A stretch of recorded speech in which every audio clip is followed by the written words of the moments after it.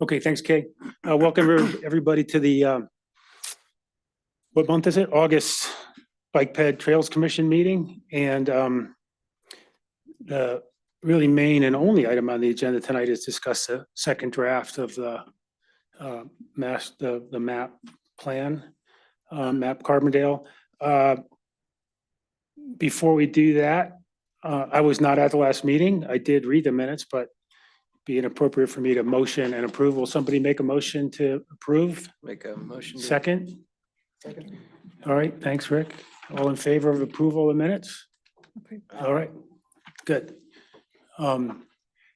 We found David, we don't have David. Okay, so we do have a quorum, which is fine. I was hoping he would join and maybe he'll be able to.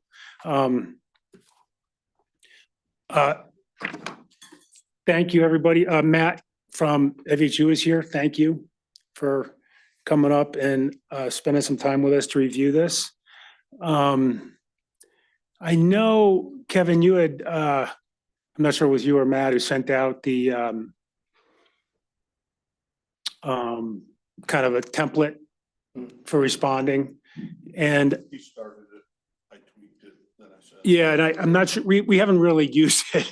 I think everybody sort of was reading and passing comments around and we really haven't spent the time to populate that. And I think it's fine to go through it and go through this section by section. I think before we do that, we just want to touch on a few things, Matt. I think, sometimes we go through section by section. I think it's easy to comment on what's there and not what's not there. And so we just sort of want to review a couple of things before we get into the section detail. And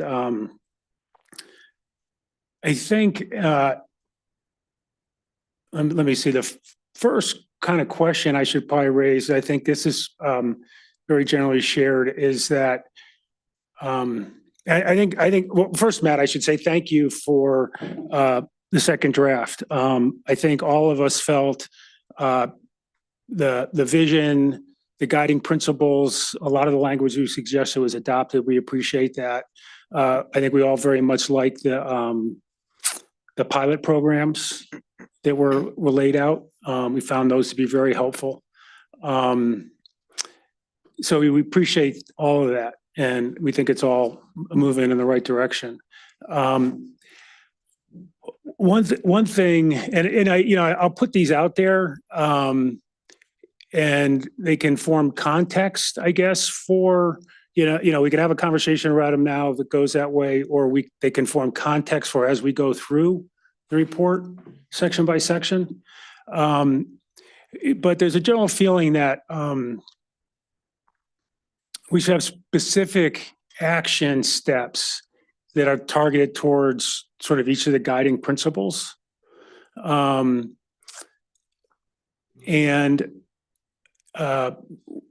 With responsibilities attached and measurable outcomes to those. And I'll give you an example that comes to works for me, which is the age-friendly Carbondale report was very clear on,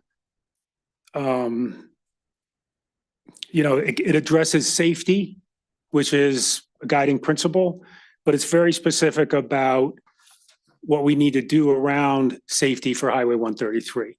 It says we need to slow traffic, we need to make this crossing safer, and we need to add crossings. A very specific set of strategies targeted towards that guiding principle.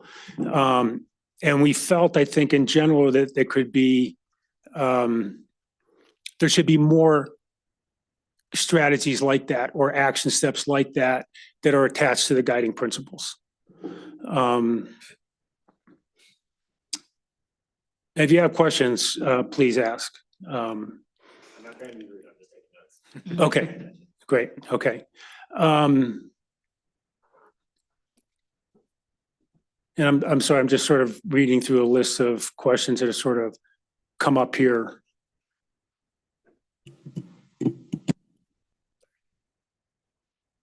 So in addition to, I think, sort of targeted strategies for our guiding principles,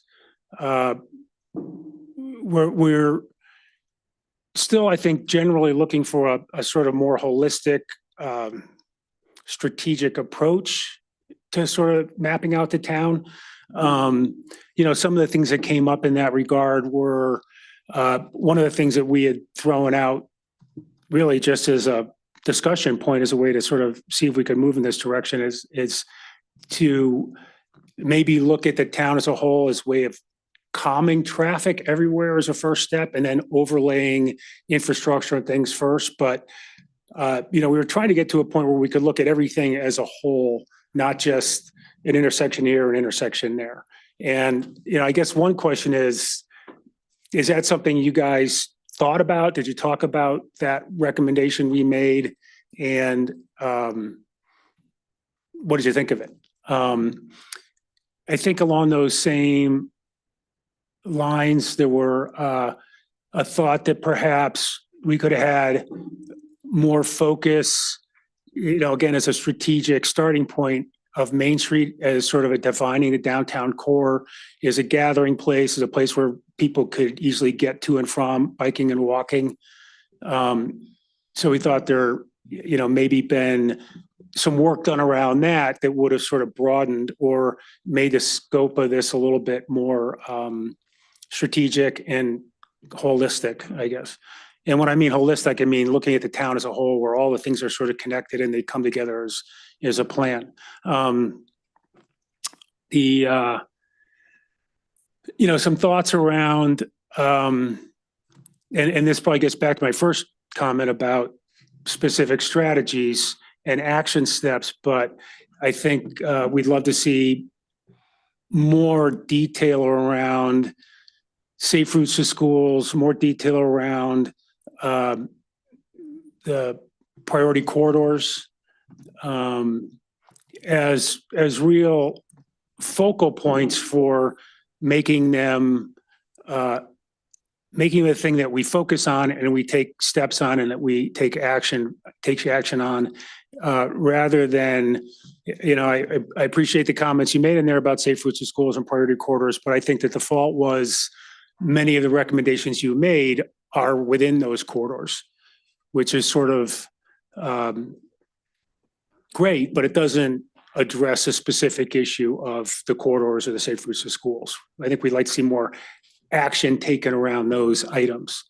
And again, these are just some. I think there's other areas. And, I think we kind of almost envision tables where there would be a strategy, actions, timeframes, accountability, things like that, that would, and, this carries over to this concept of knowing what we're doing, why we're doing it, how we're going to measure it, who's going to be responsible, even carries over to things like the pilot programs that were suggested, which again, we think that's a great way to sort of test things.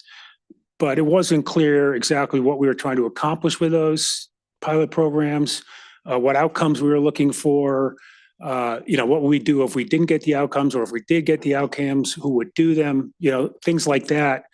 We think are really important to have an actionable plan. Otherwise, it's, we walk away not knowing who's going to do what.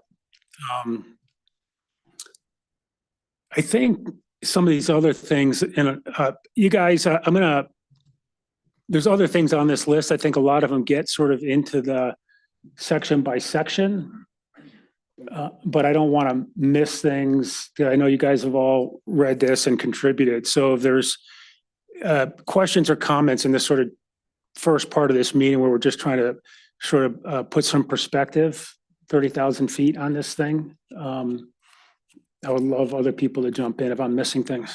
Well, I sort of feel like we've covered a lot of ground and haven't had a response from Matthew. I'd love to hear, some of the reaction to some of those concerns. I certainly appreciate everyone's concerns. I think to the big picture kind of townwide thing, I think that is the process of transportation planning, is starting at the townwide level. And Carbondale, it's easier to do that than like a large city because it is one kind of neighborhood essentially.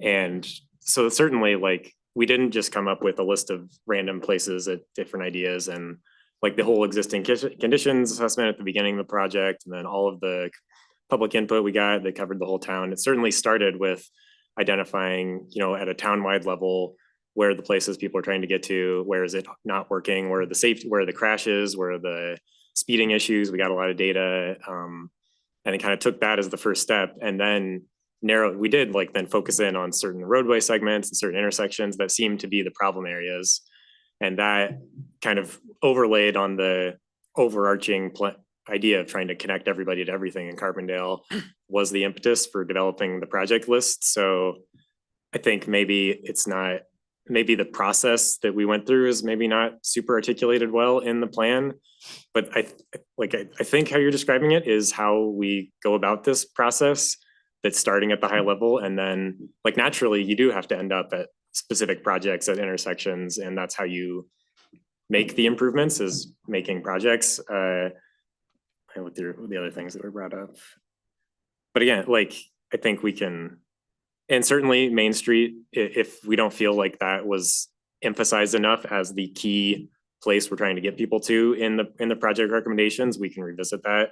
But that certainly was not like an afterthought. That was a key area like that, and the schools, the supermarket, all that stuff was certainly considerations as we were developing this project list. And I think like I certainly understand your point about wanting not just a project list, which is that is an important part of a transportation plan, is having infrastructure projects that are going to actually accomplish the things. Like strategies in themselves are words and are not going to actually lead to any change, but having a strategy, having tangible strategies and responsibilities in place to lead to the implementation of those projects is certainly an important supporting element of transportation plans. And I think I can see where it's not super well organized in our plan of like who is responsible for what and when things are supposed to happen. We just kind of have a kind of a laundry list of strategies and actions at the end of the plan that I think a lot of things we're talking about are in there. They're not maybe presented in the most intuitive way. And this being the first transportation plan for this city, I think there is maybe a learning curve about how these things are put together and what are the next steps. Cause this, like, I do want to, like, this is an important plan, but it's not going to be the last plan related to transportation that Carbondale ever does. There are certainly next steps, next planning steps, next implementation that dial down on specific elements. But I think we can make this a more robust document that dictates like, these are the projects, what are the actions, who are the people that need to bring along those actions. So hopefully that helped at least address. So I think I kind of understand. I have some ideas of things we can boost up in the plan to get at some of those comments. I think one of the things that Matt was saying at the beginning was that we want to be able to articulate in the plan what our strategy is. And if our overarching strategy, for instance, I think he gave an example, if our main strategy was to attack the entire town with traffic calming as a sort of first layer approach, and then build more complicated, more expensive layers on top of that, we can articulate that so that we can talk about that, and we know, sort of this strategy that's we can share with everyone who's interested, and it makes sense. I hear you saying it's kind of in there, but we don't really state it in a way that we can share, if that makes sense. Yeah, I mean, I think the other important, this is a town of several thousand people that if we want to say that traffic calming is the ultimate strategy, like, I don't know if it would be a first step. I mean, a first layer, because it's something we could probably do. Speaking hypothetically, I mean, it's something we might be able to do inexpensively. You laid out some immediate actions we could do inexpensively. So that may be a first step, but then we articulate that we build layers on top of that when we get into more complex, more expensive items that require grants and funding from big amounts of funding from the trustees, that kind of thing. So does that make sense? I think you hit on it. I mean, I think the problem is one of the problems is we're just not really sure, when I look at the plan, what it is we're trying to accomplish. Yeah. Right. I mean, we have a nice vision, we have some guiding principles, but other than, some a list of infrastructure improvements, there's really no strategy. There's no like end game, right?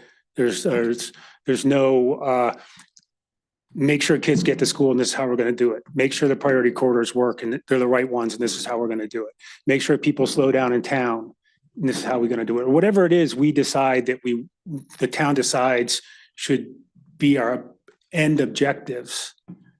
Those need to be clear. And I don't believe they are. And the reason I use the 133 work as an example is because I see that as a very clear, yes, safety is a guiding principle, very clear objective. Slow cars, make crossings safer, and make more crossings. Boom. And I think we need more of that for other things that are on the minds of the people in town. If I may just add, I think we have stated objectives, we have guiding principles here, right? And then we have our project list. And I still, like to your point, I think it's in there in some way in this document, maybe with some more articulation, but there's no clear connection between those guiding principles and then the project lists. Yeah. A good example of that is I really don't know where like sustainability might show up in the project list, but it is stated as one of our guiding principles. And it might just be something where it's lower priority compared to others, but to me, this really truly just like it focused on like one or two of those main guiding principles when I tried to go through and checkbox that. And then to that point, with those guiding principles and those objectives that we're trying to accomplish, there's still and you mentioned with some of the pilot projects, it's how can we know if this was a success? There's no true like measurement plan. And I think that's where we continually fall back to traffic calming as something that we know that we can measure and kind of we know how to. So looking for some assistance in how can we measure if we're actually meeting these guiding principles and these objectives through implementing these projects. And if we do a pilot and we run it for 6 months and we have some traffic circles here and there or things like that that we know are kind of a little lower investment, we're like, okay, like, was it a success? Did it improve the goal we hoped it would? We don't know based off of what's in here. Thank you. Guys, Lori, Ted, Go ahead, Kevin. And okay. I think the way my mind works is I think we're talking about priorities because I think we have an overreaching goal and I think we have specific things in the report, very specific that you all laid out, an intersection and then a suggested fix for it.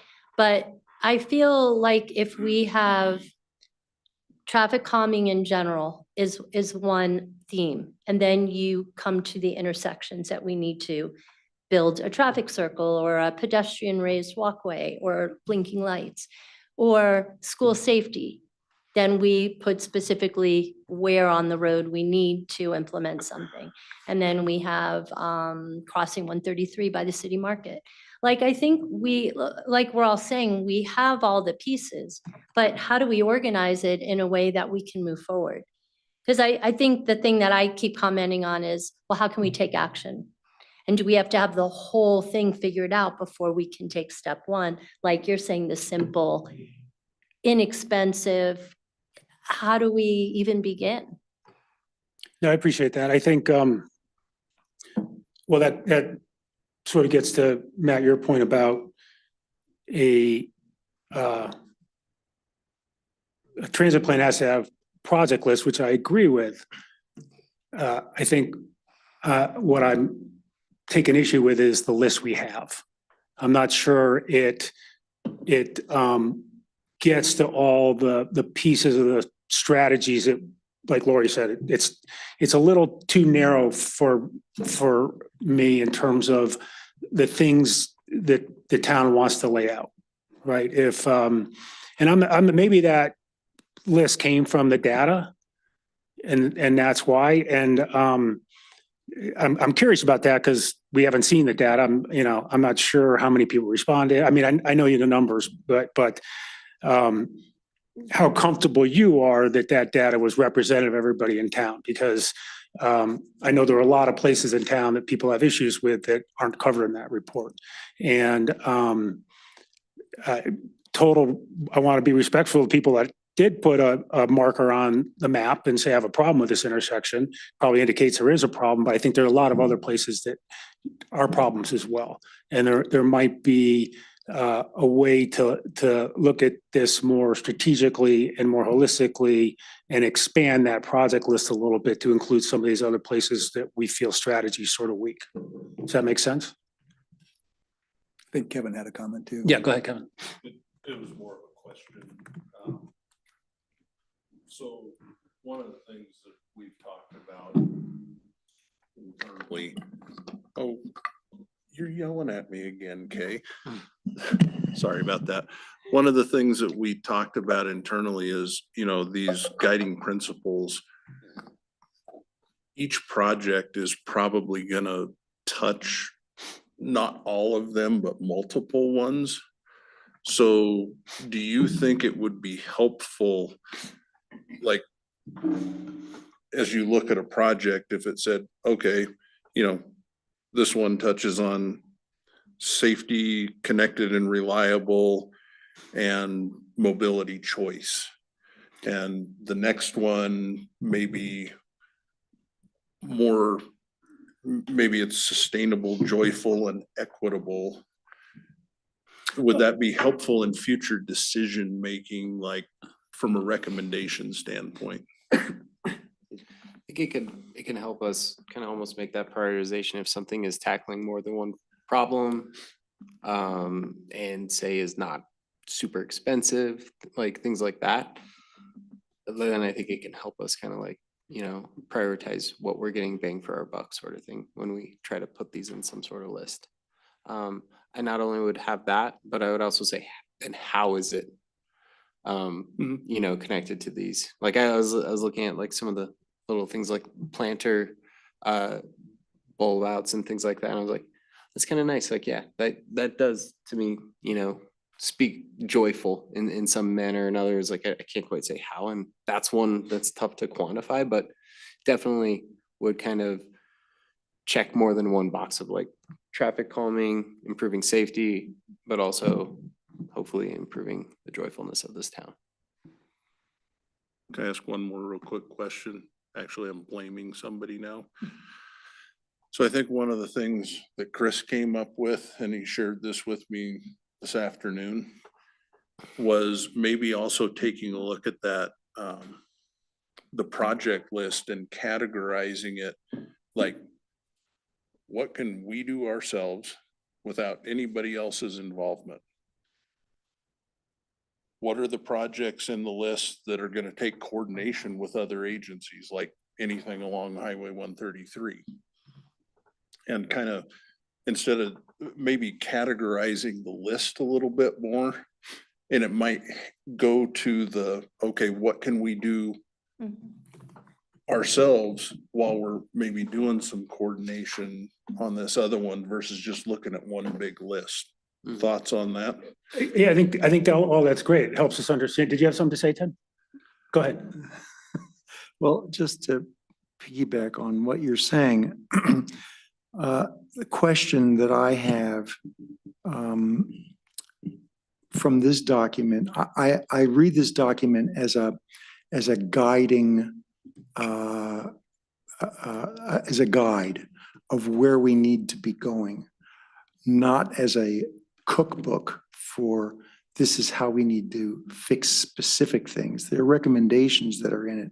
But my question really is, and I don't know, you know, related to what you're saying, is the way I read chapter 7, where you talk about funding, you hit very, very briefly, I think in one sentence, about the value of having a director of transportation, which is something that I have brought up at our meetings repeatedly. And do you feel like for a small town of this size, to me, the way I look at the recommendations that you've made, this is potentially a really complicated project. I mean, we could do it piecemeal, section of road by section of road every few years potentially.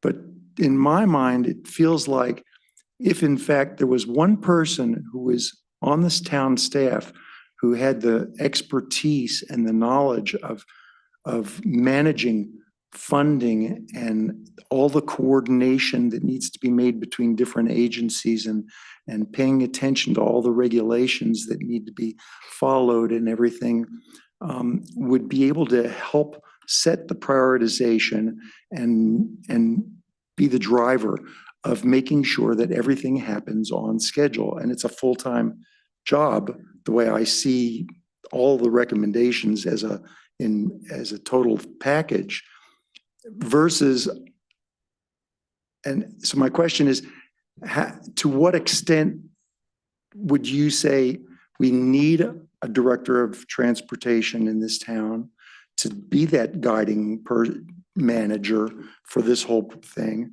versus how much can we actually accomplish on our own without all of that expertise and skills? Yeah, like I can't necessarily speak for town staffing, but I would say you're not out of the norm for not having a transportation director. The city of Aurora, 400,000 people, has a public works director, and they're like a transportation dedicated staff director is not necessarily a common thing, I would say, in most cities. It's becoming more common, and I won't say it wouldn't hurt, or I won't say it wouldn't help to have a dedicated transportation. Like I want to say Kevin and Jared are lovely. They're really on top of things in Carbondale, and I think you have a great staff. But This sounds like a full-time job. Yeah, of course, having more staff is always going to help make things move along quicker, and having someone to really, because like a lot of these, talking about who's going to need or what projects can Carbondale do versus not. Obviously, the highway is a separate animal because CDOT owns it. But even some of these local projects, Carbondale owns the right of way, but these aren't necessarily inexpensive things that are going to fit into the town budget every year. So that's where grants and things come into play. And that is a complicated process. There's 7 or 8 different grant cycles that a lot of these could fit into. And there's all kinds of different applications. So having someone on staff who's kind of dedicated to that, it would certainly help. But that, that becomes a separate issue in town budgeting and staff levels and all that I can't speak for, but it would certainly be a beneficial thing to implement the recommendations for this plan. But I wouldn't say it's a necessary thing that's holding you up from making improvements.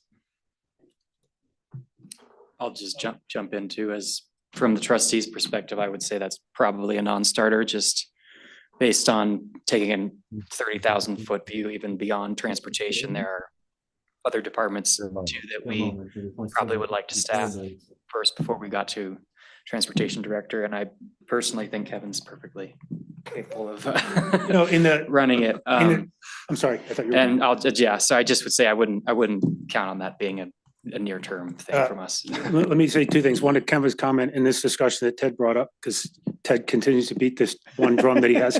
The issue of thinking about a transportation director, whatever we call it, is not a decision we're making today, right? But it's a component that you could put in a long-term plan, right? It might be something that you put in a plan like this that's in front of you and you think about it. Are we making enough progress? Why aren't we making enough progress? Do we need a director? No, we don't. Can we afford a director? And that just gets to the spirit of, I think, what we're trying to do with MAP, which is we're trying to put ideas out there and things that we aspire to and the things that might help us, and that we're always thinking about them, right? And we're always reviewing them. So whether or not we can afford it today or 5 years from now, I think it's something that should be, on the list. I think one thing that might be more of a reasonable expectation is, we've been talking about in a lot of different tracks about grant writing. And so I think there is room for either contract or part-time, or potentially full-time, grant writing support essentially. So that in that specific section sort of like building grants, whether that's in housing projects or in arts projects or in transportation projects, there's probably more room for that kind of thing as opposed to, say, a day-to-day employee who's like on the payroll And, permanently. So And I appreciate that too. And I'll just allow that to, we're jumping around a little bit, but as long as we're on a topic, I think that's a great example of sort of a block of actionable items, right? I know Matt and his team laid out a bunch of grants. I think what the Bike Ped would like to see is a plan that will allow us, will be a platform that will allow us to get grants, not just a list of grants that we go after, that when we go to get a grant, what we give them, when we give them the master transportation plan, we'll say, oh, this is a great foundation for getting a grant. You have a lot of stuff in here that we're going to need to be able to give you a grant. And that's number one. And number two, it becomes sort of one of these blocks of action items I think we're all envisioning, which is we're going to go after grants. Who's going to do it? What are they going to go after? What are the timeframes? I think we need these sort of actionable responsibility blocks around a lot of these strategies and outcomes. And Kevin, this all started with your talking about, how to better categorize the list. I think all of that's great, right? To understand, this gets to pedestrian safety, this gets the intersection bike infrastructure, and this meets these actionable goals is all wonderful. I think I don't want to miss the fact that the list is too narrow. I think a general feeling among the Bike Ped Commission is that the list of work that's been itemized does not adequately address the issues that we think should be discussed in a long-term transportation plan.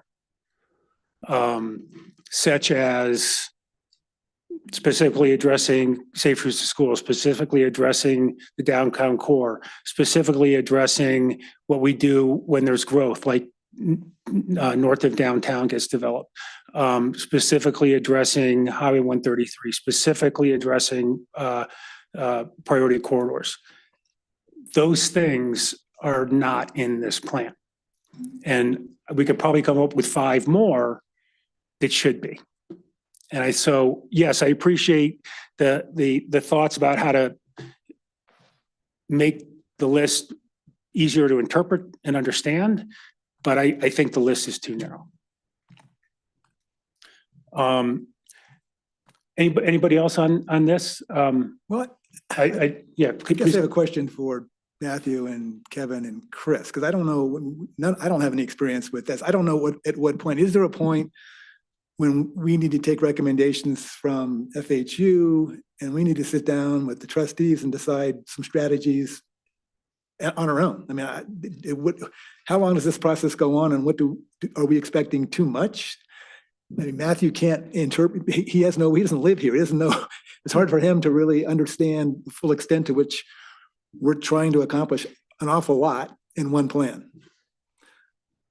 Where do we go from here, and what are our expectations reasonable? I guess that's the question. I have one more question. When you ask the question about, well, how are we going to quantify outcomes, starting with what's our baseline and what are the outcomes of a particular project, whether it's a temporary project or whatever. Does that something that should be considered on a project by project basis? Who's going to do that data gathering? How are we going to accomplish that? Or is that something that needs to be written into the document? Which is what it sounded like you were asking, as a general idea of how are we going to do that quantification of that outcome? I think it's a good question. We're sort of getting down to the next level of this meeting, which is section by section. So why don't we move to there and then we can dig into that. Okay. And Rick, I appreciate your question, but why don't we hold that to the end? Okay. And Matthew, I'll just go through a couple of things that sort of came up on our list over the last few days of sort of discussion. If they're already here, some of these are specific to the town. Some of these are examples of things that we would hope to see would be in here. Somebody came across the Durango plan, and they have some very specific things dialed into sort of their code, which is if there's, and I'm not saying this is appropriate for us, I'm just saying this is a kind of detail, the kind of thing that we find actionable and meaningful that we'd like to see more of. And I'm not even saying that FHU's got to come up with all of these. I think that FHU should be generating the conversation around these things so the town can come up with, fill in the blanks. If Durango, a road carries more than 100 vehicles per hour at peak hours and is relatively a straight distance with more than 500 feet, it automatically qualifies in their code for traffic calming. Now, again, I'm not sure if that's something that we should do, but there should be a lot of things like that, we think, in a plan. They give guidance, they give direction, they give action, okay? There's a talk around the priority corridors and are they the right ones? And I think there's kind of this cloud over Carbondale as to, when we pick these corridors, we pick the right ones. And we haven't really been able to dig into that. Never mind how, if they are the right ones, how we would make them truly multimodal. I'll save that for detailed.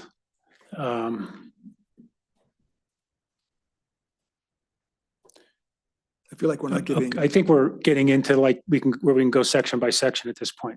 I feel like we're not giving Matthew enough time to respond to some of these things. Oh, that's okay. That was intended to just sort of give you, yes, I appreciate that. So I'm kind of giving that list, Matthew, so you know what's on our mind. Any thoughts on that, or you want to just continue to digest this as we go? No, I'm happy to go. Okay. You guys good? David, I know you're there. I assume following discussion, and I'm not always good at seeing a hand raised. So is there anything you want to add at this point?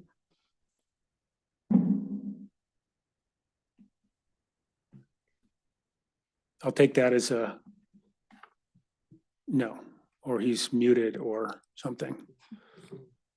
David, you're there. I just don't want to forget you're there. Okay.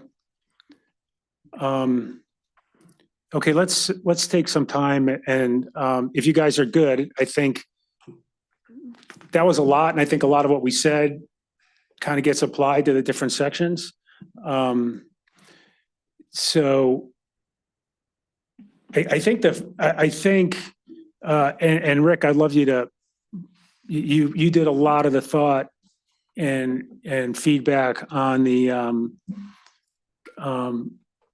vision and the guiding principles. I think for the most part that was adopted. That's correct. What's that? That's correct. There's one that still is a real issue for me, and that's joyful. I mean, I personally don't think driving in Carbondale should be joyful. I think that should be the one place where we make it a little complicated. And we made suggestions to reword that so that cars were not referred to in the same sentence with joyful, and that they were not changed. So I'm just curious if that was an oversight or if there was a reason for that. It was intentional. To leave it in? Yes, Why? because I think that there's also a piece that may be missing when you're thinking about that like that. And it's fine to have this conversation now, but I think that we're developing multimodal corridors, which will have vehicles on them. And if you think about it from a road rage or a perspective like that, the more joyful the experience is. Joyful doesn't mean I get priority over everything. What it means is, hey, I'm using this with a bike and a pedestrian and it's all good. I'm having a good day. And I think intentionally, like, to the counterpoint of that, to try to make it not joyful may have negative implications on safety? Yeah, I don't, but I think there's language, I think the way we've worded that particular principle, and that's also, there's references to it elsewhere that state that we want driving to be pleasant, functional, but joyful is a different thing. I mean, I mean, what we're suggesting is moving in Carbondale promotes a sense of high quality of life for all residents. So that includes driving. And when done by bike, foot, or transit, brings joy and fulfillment. So that I think to get it to not be a car-centric community, we need to be bold and we need to do something a little different. I think we need to state that we want cars to be functional and pleasant. We don't want it to be joyful. We want people to get out of their car and drive and walk and use transit. So I don't know, maybe we're not coming up with the right language for that, but I hear what you're saying, Kevin, but I don't think we don't want to make it miserable. We just don't want to prioritize that because that's car-centric attitude, I think. Rick, did someone propose a third option in one of the emails going back and forth that kind of struck a balance there? Was that more recent than the last one? I don't know. I When feel moving in like Carbondale promotes I've read a sense of high quality of life for all residents, and we could say moving in Carbondale by all methods promotes a high quality of life for all residents, but when done by bike, foot, and transit, it brings joy and fulfillment. I just would like, maybe we can work on that. Yeah, maybe but, if it's there a was that, compromise, Michael, yeah. I missed it. Yeah. And I understand your point, Rick. I understand Kevin's point. And I don't think we need to solve every problem here tonight. And Sure. but we very much like the things that were pulled in. We appreciate that. One of the things I will note, and I think this sort of carries through the comments I've been making this evening, is that the opening section makes some very, bold statements about it's, MAP provides a format for assessing progress, updating goals, anticipating challenges. It's a long-term plan with specific goals. It states that this is going to allow Carbondale to be a model community, a leader in transit. It equips the town to grow in a controlled manner. So as I read those things, I say, this is awesome. Right? What? You wrote that. Yeah. If it's in here, the plan's got to deliver on that, right? And, this gets to where I said earlier, I think it falls short of what it promises in the first section. And you've gotten some of my comments on that already. I'm on section 2. If you guys are okay with that. And I got emails from Andy and Allie who are not here, but they wanted to weigh in, and I'll get to those. I may go a little out of order, but I don't want to bounce off my screen here. Anybody, section 2 is, what's the title? Engagement and outreach. Engagement and outreach. I'm sorry? Yeah, and my question there is, especially Matt, as you said earlier, that Matthew, as you said earlier,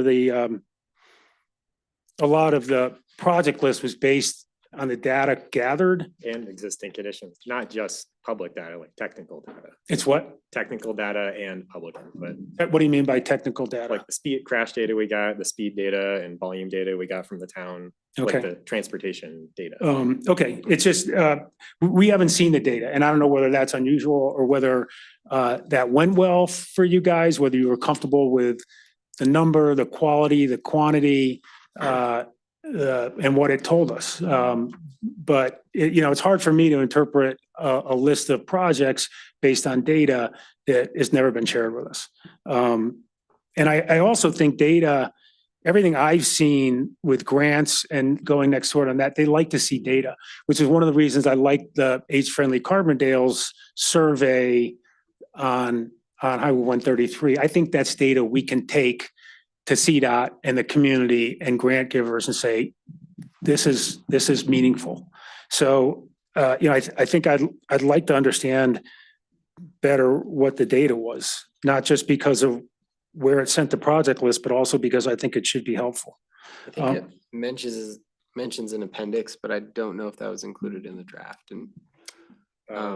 It may not have been, but we do have a full appendix with every single public comment we Yeah. got that we're happy to share. all of And I that. think that to Matt's point, that's just gonna be something like as we see a final draft, that'll be something we definitely need in order to develop grants and write grants.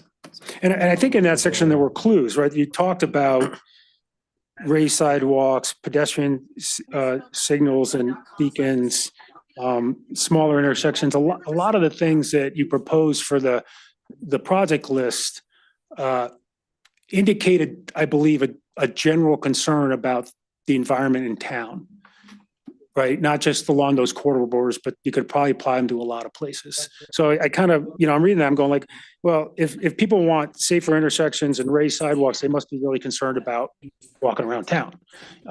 Not just on those corridors, but everywhere. Which sort of get, Sure, if all of you participated in the first public engagement, it was location specific. We had Yeah. a, like online map, so all the feedback we got was location specific. right, And certainly a lot of it can apply to more than just one location. right, but- good. I have a question. Yeah, please, Lee. I keep having this feeling like we're inventing the wheel. And I can't help but wonder, like, if this is what you do, don't we already know what's gonna work? Isn't it more budget that's gonna dictate what we do? Like building out, making the sidewalks narrower by bringing out the curbs or putting a pot of flowers or the raised, I live right on 8th Street in Cleveland Place, right where the Rio Grande, where we changed that intersection. And so don't we already know if that works? And couldn't we in like 1 minute just say like, okay, that's working great. Let's put all those little pink raised pedestrian things. Like you probably already know, like, hey, this is the size of your town.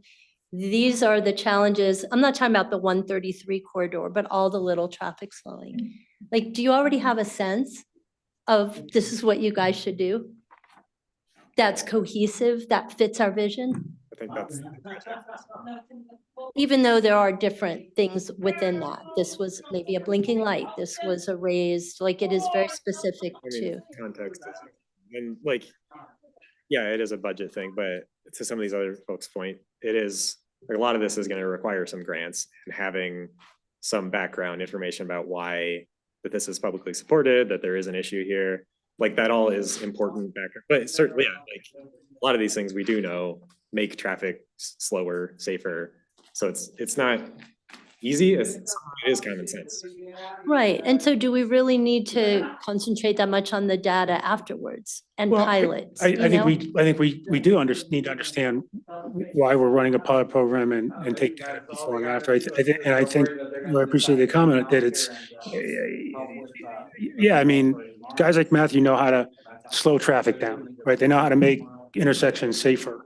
I think what we're seeking is, what was your, not a cookbook comment? It's a, but what we're seeking is the guiding principles and the strategic steps to get this done.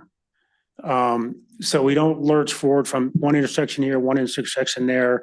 And when we do something, we understand why we're doing it, how it's going to help us achieve a specific goal, and how it's all tied together. So, which is always, from my perspective, been the most important part of a plan, not the tools, because the tools are pretty generally known, I think. Mhm.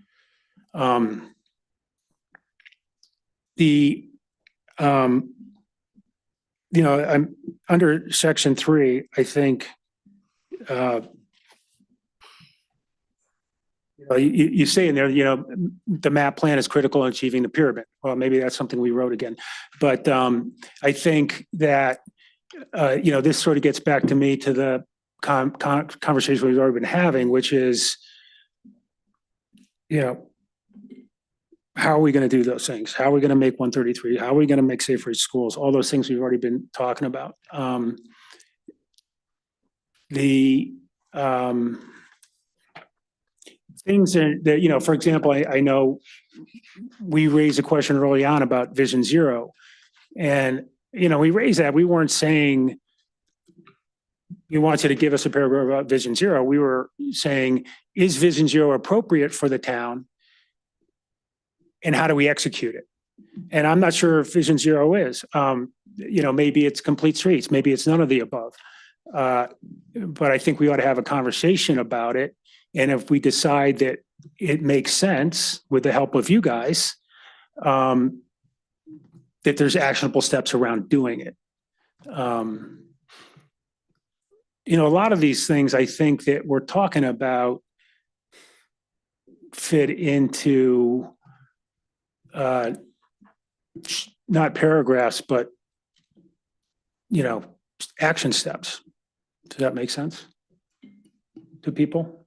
Yeah, I think specifically, and this is something Ally mentioned, like section 3, you know, we talk about the network vision, we talk about safe routes to schools, things like that. But then on a very simple tactical level, there was no recommendation for school zones specifically around Mount Soper's Montessori or Ross Montessori. And then she also mentioned on Snowmass Drive with the middle school and high school. And I think it's like, to that point of like, these are just a lot of words, but how are these put into actions? And those are like ones where those are, I think, easy actions to take care of for specifically safe routes to schools and, you know, pedestrians on the streets, specifically children, things like that. So that I think kind of ties into that idea of like the start of each section, there's a lot there.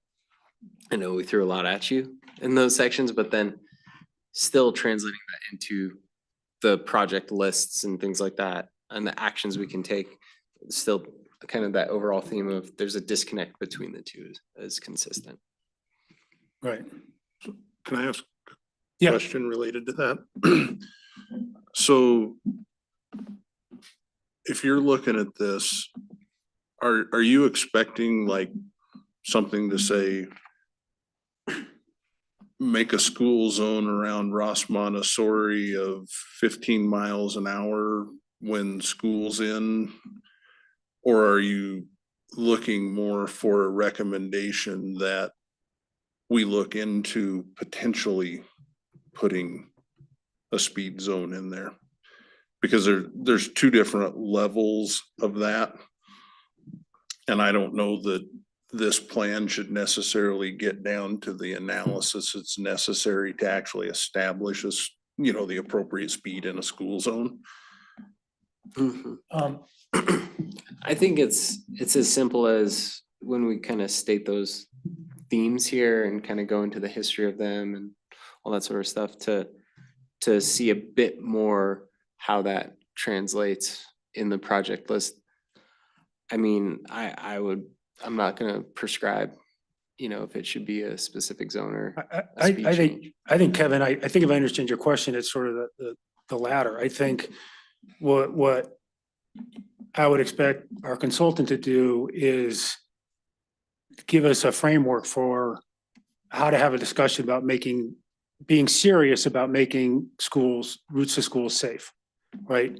Not that you should do 15-mile-an-hour speed zones, but that you guys, if you're really serious about this, you should set it as a strategy. You should target it. These are the types of things you should be discussing around that.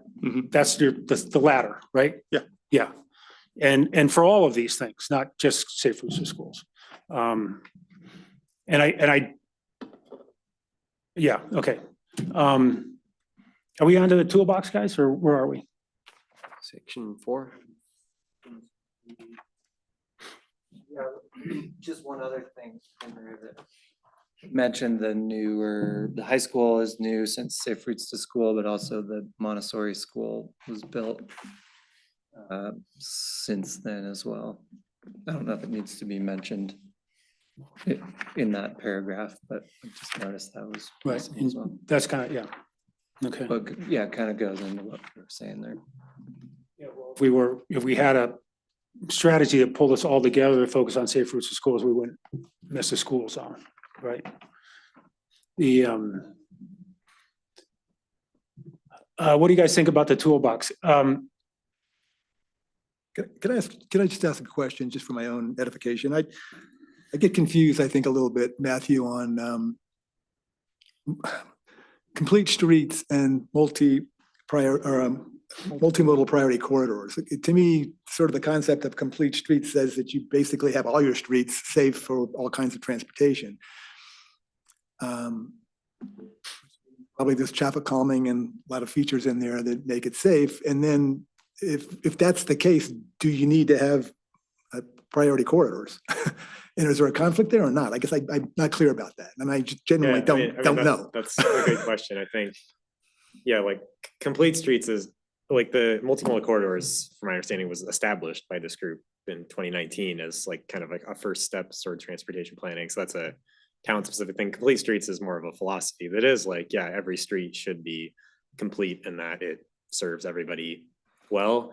And I think that doesn't mean that having certain streets be priorities for multimodal isn't appropriate. And I think Carbondale is an exception. If you think about like a bigger city that's got like a bunch of 4-lane arterials, those are never going to be like a bike street. It's just not feasible. Where in Carbondale, you have the highway, which is not great, but then every other street kind of like theoretically is a really nice street to bike and walk. So like, I think that would be kind of like more on the town, on your guys' side, like maybe like, so like when we started this plan, like kind of like we were shared the priority corridor as kind of like some previous transportation planning that had been done in the town that is at least an important like stepping stone for developing this more holistic plan. So we kind of integrated it into our work, but like perhaps we should have talked about this earlier on, but if we don't think if we want every street to be the priority, then like I don't think there'd be an issue with saying that the multimodal corridors are not applicable to Carbondale anymore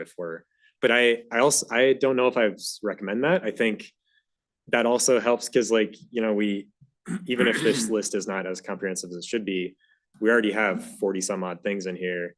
That's not going to happen in the next 2 years, 5 years. So having some sort of kind of like roadway based prioritization framework, I think is helpful to be able to guide, like if we do think 8th Street, Main Street, the H road that I'm forgetting on the other side of town. Like if we do think those are kind of like the first ones to start with, I think having some prioritization framework is still appropriate. And then maybe we revisit this in 10, 20 years and like, that's no longer applicable. Like we've kind of knocked out those issue streets and now we're just kind of focusing on every other thing. So like, I guess that would be kind of a question for you all is like, maybe that's not needed at all in this plan. I don't know that I necessarily agree with that, but I think, yeah, to your point, complete streets is a larger level look at the entire town, and priority routes in a small town like this that has only like one street that's really car dominated. I think it's maybe not as applicable to in like, you know, Aurora or wherever, where there's a lot of streets that are always going to be super busy, super fast. And maybe just to tie into that just real quick, I would agree that I think it's to have both. I think complete streets is more of a goal. And this is saying, this is how we're going to prioritize this. And like Matthew said, as we tick things off, you know, this plan is recommended to be updated pretty frequently.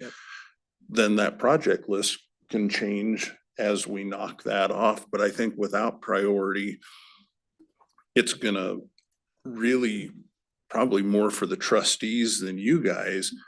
You know, everybody's sitting here, I want my neighborhood done. I want my neighborhood done. And with that prioritization that actually matches the heat map on a lot of the comments we got, they align very well. And so you can go to Matt's point, this is data driven. You know, this is where you've said you have these issues and these are priorities. So I would recommend, like Matthew, that we kind of go for both. Yeah, I met an old timer like me who used to be an urban planner, and he used the phrase, what you want to do in your town is create friction everywhere. And I said, what? And so I realized he was talking about traffic calming, but this idea that if there's friction everywhere, you just can't go fast. You don't even need a speed limit. You just can't go fast because you're going to run into something, right? I mean, you're going to run over something. So that was a good visual for me to think about that question. But thank you. That does clarify it. Yeah, and I was just concurring there. I think the multimodal corridor is great as a prioritization tool as we, hopefully move towards shifting towards every street being a complete street and eventually a priority multimodal corridor. But in the meantime, both is really useful. Just my understanding of the complete streets concept as it's laid out by, I think, League of American Cyclists or something is, it's not that every street is the same and every street is a multimodal corridor, every street serves the same purpose, but it lays out a plan, helps guide a town towards laying out an actionable plan that will achieve certain goals. One of those goals would be giving people ability to move safely from point to point. I think it leads you through a process more than an outcome. I think in all of this, it's still up to the town to decide the desired outcome. And then there's got to be a process in place to help you achieve the desired outcome. And I think most of what we're talking about here is what are the outcomes, right? I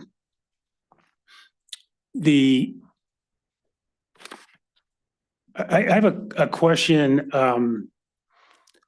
One thing that's come up in our discussions over the years and around this toolbox is the concept of one-way streets or traffic that go one block at a time and out, some of the things they do in Aspen. And we would love to see that in the toolbox. And I'm wondering why it's not. One-way streets, there's a lot of data to suggest that they're worse for biking and walking. That they what? They're worse for biking and walking. So it's kind of antithetical to this plan. I know Aspen and other places have done it. And I can't remember if Kevin and Jared and I had talked about that at one point about including it or not, but I think like if there's interest in it, like it wasn't kind of like a blanket decision just not to do it. It's just there's a lot of towns are going the other way. They're taking out one-way streets and replacing them with two-way streets. That's kind of where the direction of multimodal transportation is going. But it wasn't like we didn't make a decision that one-way streets will never happen in Carbondale. It's just we didn't think it needed to be in this plan because it doesn't. I know I remember a conversation we had around 8th Street was it's really hard to put a bike lane in on a two-way street, right? That becomes, you got bikes that are trying to compete with cars make left-hand turns or that kind of thing. And it works better on a one-way street. And that's one of the things that got me thinking about it. The other thing that got me thinking about it is I think as a town has grown in density, a lot of streets have, some of them being priority corridors, have taken on a lot more traffic than others. And again, in the context of a plan where things should be on the table that you should be able to have discussions about, I don't know why that wouldn't be, I guess is my thought. Yeah. A little personal note. I used to spend a lot of my time on Hallam and 4th in the west side of Aspen. And when I go there now, like to go to the music tent, I just find it incredibly depressing and confusing.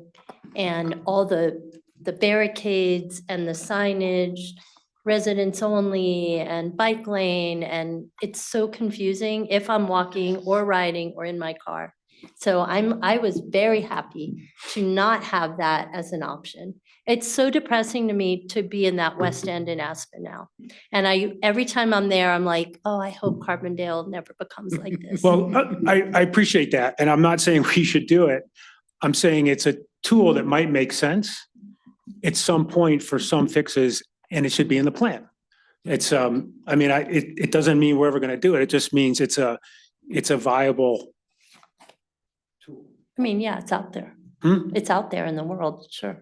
Yeah, I guess for me, the idea of a one-way street would be, the ideal use would be downtown so that the 3 or 4 blocks in the core on Main Street were one way going one direction, and coming back the other direction, it would go around, it would be one way around, so that you had room for bike lanes and more room for the cafes, restaurants to spread out and for outdoor seating, that kind of thing. So does that not work? I mean, we can certainly, I'm not saying it doesn't work. I'm saying a lot of towns are taking away one-way streets because speeding is much higher on one-way streets.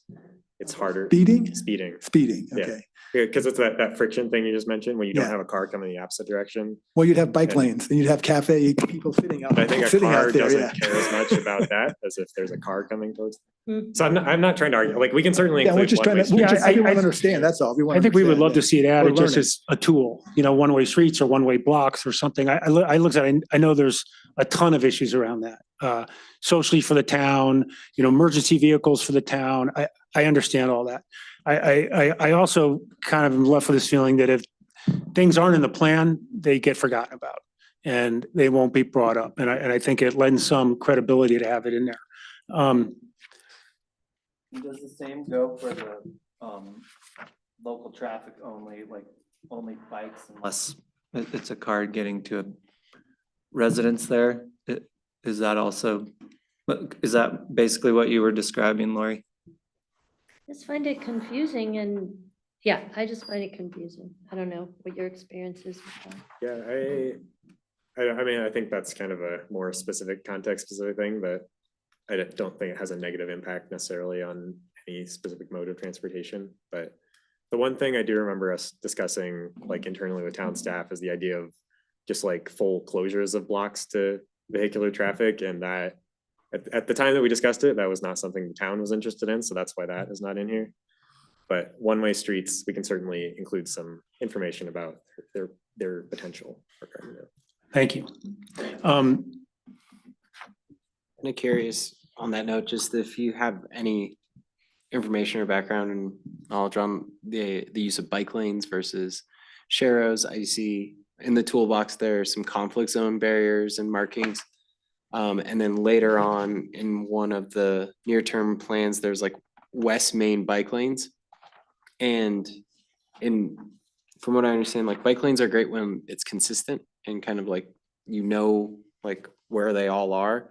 And I only saw one mention of it and I was just kind of curious, like, is there, like, how are they best used and like, how can we best use them? We do get comments typically of, like the markings on Main right now that have a bike on them are all faded and, there was a bike lane or, a bike marking here and it's gone. And for me, riding on my bike on the road here in town, it is very much like drivers don't care. So having that barrier can be nice, but I was kind of curious if there's any more data on kind of how things are going. And The one reason we've kind of centered on that West Main segment as like a bike lane segment is so the town had collected some traffic and speed data from a number of the busier collector type streets in town. And that was by quite a bit, the fastest like recorded average speed of all the, like a lot of these, I like context is important. I don't want to like say that your streets are all safe. Like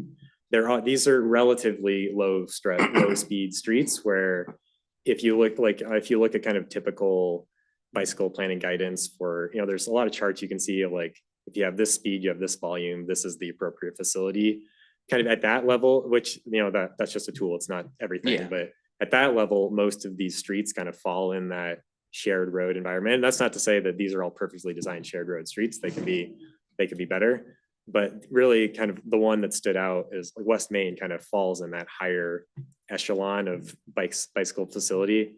But I also get your point that if you just have one bike lane in the entire city, that's perhaps not that useful because if everything else is shared road and you have this one different one. So that is kind of the reason that with the bike lane was recommended there, but that's not to say that is ultimately the right decision. We can, maybe it's more traffic calming on that street to get the speed down to every other street. So it is a safer environment. So. Which is one of the beauties of this tactical urbanism or the pilot programs, right? You can test a lot of these things, Yeah. Which I think is great.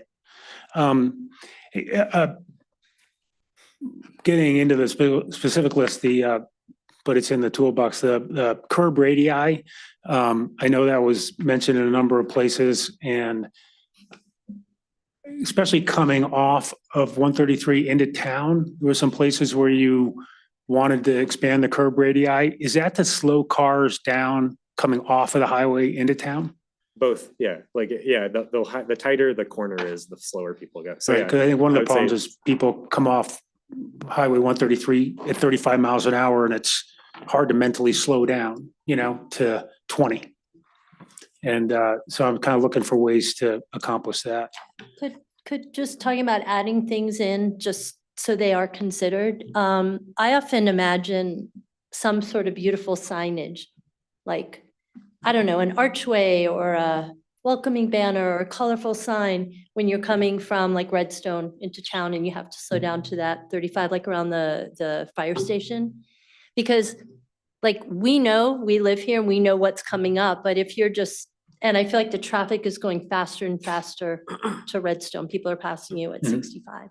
So like, I think it was in the plan somewhere, like the 2 entrances to our town, sort of announcing, this is our community. We care about our children. I think that's a great item to take up in our list of actionable items for how to slow cars down, right? Yeah. If we had a overall strategy of slowing cars down in town everywhere, that could be something we could work on. Yeah, but that also seems respectful to me, to people. If you're asking them to slow down, it's not clear that you're now entering a town when you've been driving from Right. McClure past. I think it's a great idea. Yeah. And that's the reason we need clear strategies, clear objectives, and clear actionable tasks. We've talked about that a lot. I'd be curious, does it work?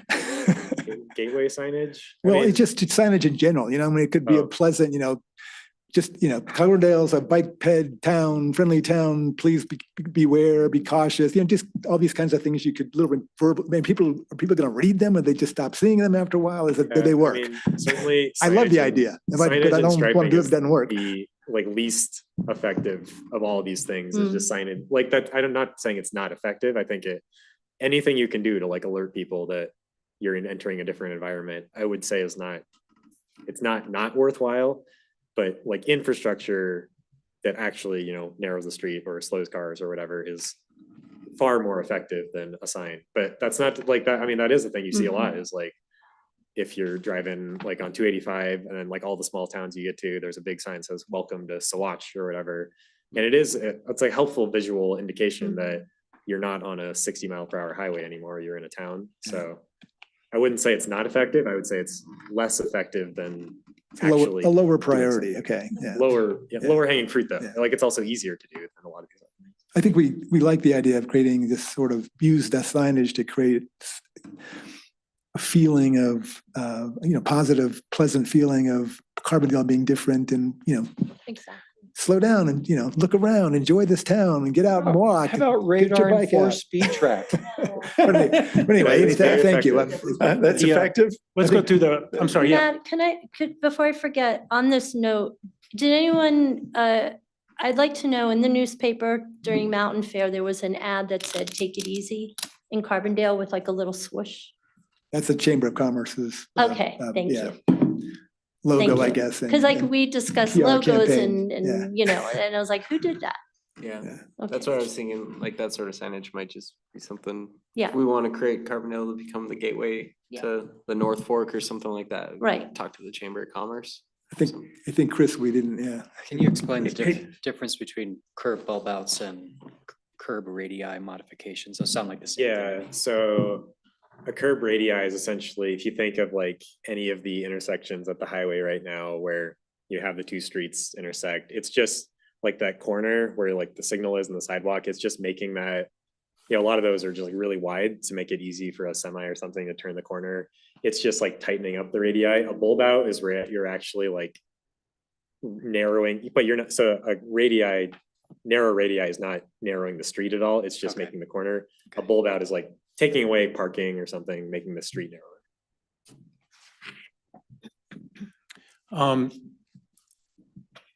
I'm looking at the project list of priority projects. And I don't have, and I didn't for this meeting go back and look at the greater list. Part of me feels like if we know what we're trying to accomplish, we'll figure out the list. You know, like if we know we want to slow cars down, we'll go to the toolbox and figure out how to do it. Having said that, I understand we need projects and we need priorities and, but I did have a couple questions about these and, it was, you mentioned Sopris Corridor traffic calming, and then you list in traffic calming elements between 8th and Garfield. Is that, am I misreading that or something out of place? Because I assume Sopris Corridor is from Snowmass to 133. I think What's that? on the map, I think there is like a highlight from Snowmass to 133, but yeah, I do see that here. Where are you? On page 46, it specifically just calls out traffic calming between 8th and Garfield on Sopris, which does feel like a very small section of it. Garfield doesn't intersect Sopris. I think that might be a Okay. text issue. Well, I will just, I was confused by that, but I also say that one of the comments that I think we have shared is that we were confused by the pilot program on 8th and thought a pilot program on Sopris would be much more beneficial to the town, given that it's a priority corridor and there's a lot of traffic going east-west on that. So we can talk about that after we get off this list, but that was just a question I was confused by. Yeah, just to that, so when we met with the town maybe a month ago to talk about this latest draft, we came up with this list of pilot corridors, 8th and keep forgetting the name of the other street, sorry.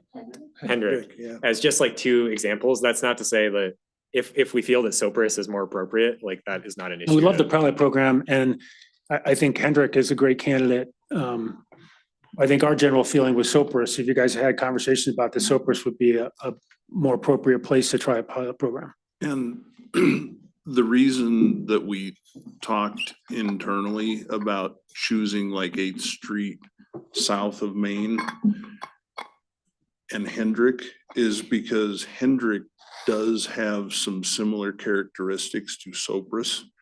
So some of the things that are successful, regardless of where you try them first, would probably work on both of those roads.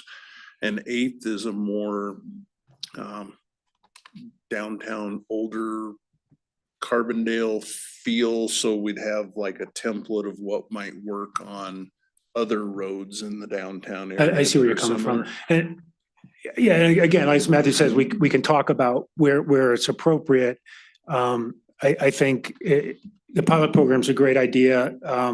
I think then, depending upon where we do it, what we need is a clear understanding of what we're trying to accomplish with the pilot program and what do we do with what we find out, right? If it's successful, what do we do? If it's not successful, what do we do? Which sort of gets to action, strategies, responsibilities, those kind of things. Could I ask, what's the typical length of time for a pilot program? Like for testing it, I Yeah. mean, I would say 6 months is a pretty average. You know, sometimes sometimes cities do things for like 3 weeks just to try, but sometimes they switch it out. But yeah, I would say 6 months is an average like pilot program timeframe. You know, that reminds me, I remember we did a pilot program for 8th Street. And I remember all the comments are like, what the heck, you know, what this stupid town is doing again, right? And I think that gets to the, because people look at something that's temporary and they don't, for whatever reason, they say, oh, they're going to do this or, you know, why don't they do this instead? But there's a lot of confusion around trying new things, which gets to sort of one of the other things I think we've harped on from the beginning is we really need to figure out.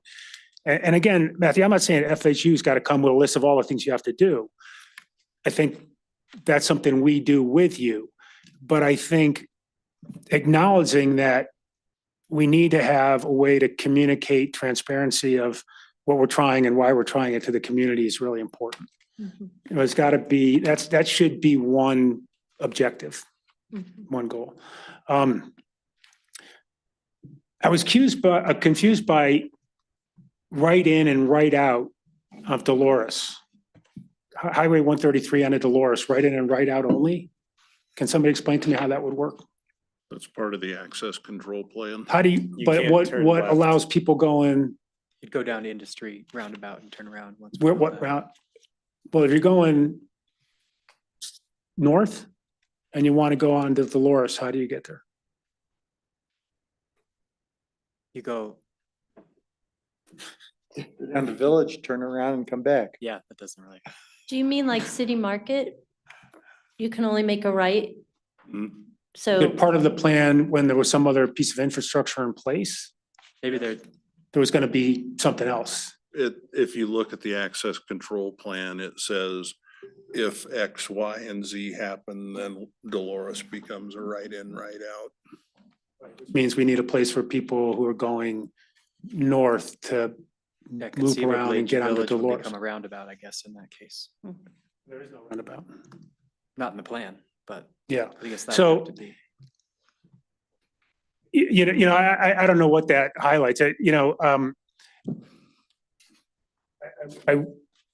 worry about a plan for Highway 130. To me, the message and the need for Highway 133 is very clear. Slow cars, improve crossings, add crossings. And I think our action steps should be geared towards that. I don't understand, right in and right out in Dolores may be in the plan with CDOT, but I'm not sure how it applies to that mission now. And I wonder if we should be, as part of the commitment the town's making to try to do those things for 133, if what we need to do as a town is sit down and, agree that those are the goals and agree, how is the best way to do that? Right?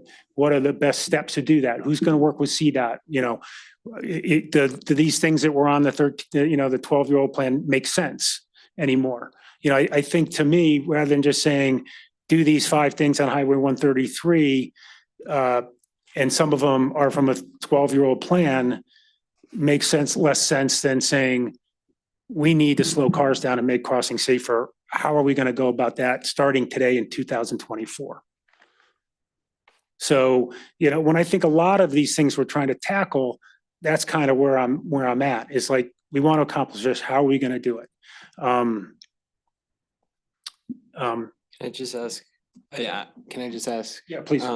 Chris, this is actually for you. I do see on here, we've got a construct a bicycle and pedestrian overpass underpass Mhm. for at Dolores and 133. What is the trustees' appetite, seeing it like it's on this draft? If that comes to fruition, I mean, I think it can be on the list as a very long-term possibility, but it's not gonna happen in the near term. And I mean, I made my own very detailed list of things that I can give you and Yeah. share with you all too. I don't necessarily want to take up time sharing my opinions too much, but I do think that there's a possibility that you could do an at-grade crossing there potentially and as a stopgap measure essentially. Okay. And maybe you're removing the one at Village or something like that instead and having a mid-block crossing or something like that. But yeah, clearly that's the biggest ticket item by far probably that would be on any of our lists. So it's gonna be down the list realistically. Question for Matthew, is it possible to slow traffic enough through traffic calming on a state highway that you don't have to have an overpass or an underpass? I mean, I think We're doing Andy, it Andy, at Cowan Drive and we're doing it right now at Village and we're Yeah. gonna do it at Atlantic. And so I don't think necessarily it's the end of the world to have to do it at grade cross. That's my opinion, but he may have a different one. Have to Done it what? in Glenwood Springs. Yeah, I mean, sorry, I'm trying to find that intersection. Yeah, I mean, I wouldn't say that an at-grade crossing is wholly inappropriate. I mean, an underpass or an overpass is always the preferred option anywhere, and it's not feasible to put one everywhere. So I think, like, I mean, that would be a more difficult back and forth with CDOT to like, because I mean, if you wanted to make that an at-grade crossing, you'd need to like stop cars is how it would need to be. And if that's, it's even like, you know, like a hawk signal, the one where you push it, which is not always something that CDOT has an appetite for, you know, if it's the challenging part of this is it's not too far from the signal at Village. So, you know, they're all focused on signal timing and everything. I wouldn't say that it would be an impossible feat to design a safe at-grade crossing at Dolores. It wouldn't be, you know, it's never going to be as good as an overpass or an underpass, but that applies to every intersection. Yeah. So I think there are things that could be done to make it work pretty well. It'd just be a lot of back and forth with CDOT about traffic, and certain, not to say that the overpass underpass wouldn't also be a lot of coordination with CDOT because it is their road, but. I think it was Andy who we were going through suggestions, asked the question, he's not here, so would that sort of bake in the idea that we just give up and traffic's gonna go fast on 133 and we can't do anything about it? I think that was, you know, by sort of proposing that the only way to solve this problem is to go over their highway, you know what I mean? Instead of slowing down the traffic, not just safely at that one spot, but over that entire 2-mile corridor. There's multiple crossings, the traffic just slows down, and so we don't necessarily have to have an overpass. If we do an overpass, does that mean we're just sort of giving up on I mean, I don't, slowing it down? I would not say that you're giving, like an overpass, underpass, there Okay. are tons of them in like Okay. Glenwood Yeah. Springs and stuff. That's not to say that it's not also worthwhile to explore slowing the highway, but like, you know, at least for the foreseeable future, this is always going to be a highway, and it has a function that CDOT is their kind of mission to maintain. So you're never like, you know, as long as it's state highway, it's not going to be like a signal at every single intersection and raised a raised crosswalk is currently not something CDOT allows. Like they'll allow them in, you know, like turn like slip lanes, but not on a state highway. So like things like that, there are certain traffic calming things that are not even on the board for a road like Highway 133. So I think an overpass or underpass is certainly a long-term thing and an expensive thing, but not an indication that you're just letting the highway be awful forever. Okay, thank you. I think the point's well taken, though, that doesn't have to be that's not the only solution. Possible solution is to do this $15 million underpass project or whatever. And I do think conceivably an at-grade crossing could solve some issues with Dolores in terms of pulsing traffic closer to that intersection. So, you know, I think it should be on the table for sure to do that stuff, to think about that stuff. For sure. Yeah, I think a lot of things should be on the table for 133. If we look at it as, you know, from the highway all the way through to River Valley Ranch or the high school, that, you know, if we have the goal of slowing traffic and making crossing safer, we might find some different solutions than what we've been looking at or what we think we're constrained to by CDOT. Right? And I do think it is a very timely problem because I know that, you know, it's our most popular recycle station is right there. And the temptation is extremely strong to jaywalk across there because even just going down to Village for a lot of people feels right, like, oh, that's an extra quarter mile on my trip. Bus is coming. I gotta cross. There is a lot of it. Do I see it. we know how the traffic circle and the blinking pedestrian crossway, like, has that worked really well? You know, in front of the old city market? Like, has that been successful? The roundabout. Probably depends on your experience there personally. You're talking about the one that's in place? Yeah. That's there as far as we know. So that's a good sign. I know, in Age Friendly's report, it was one of the things that the data showed people were most nervous about, right? But there was a soft collision. Mhm. There was the soft collision where there was just confusion about, well, whose turn is it to go? And they both went at the same time. Oh, yeah. But I think there has to be some allowance for human nature, but. Right.